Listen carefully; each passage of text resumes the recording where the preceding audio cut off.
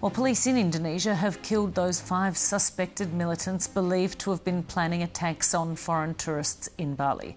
They say the men were about to stage armed robberies to fund their cause when they were killed in gunfights with police. The ABC's Helen Brown reports from Denpasar.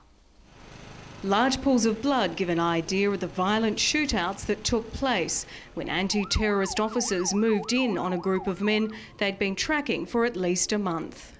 From the surveillance that we did, we found out that they planned to commit robbery for jihad purposes against a gold store, money changer and also a cafe in Bali.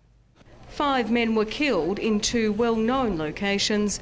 The sound of guns confused with celebrations in the lead-up to Bali's Hindu New Year. We thought we had fireworks, but at the time it sounded a little bit different. In 2 times.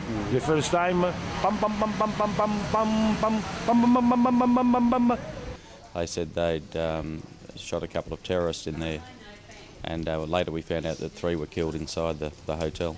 Police say the indications were that the men were planning more than robberies and were seen surveying a cafe area popular with foreigners. One of the men killed was wanted in connection with a bank robbery in 2010, and counter-terrorism officers had been tipped off that he was in Bali. Our team tracked this group based on previous information, and we were able to detect one perpetrator and his group in Bali. The bodies were brought to this local hospital last night and have been identified by Bali's own identification unit. They're now being taken to the airport to be taken to Jakarta.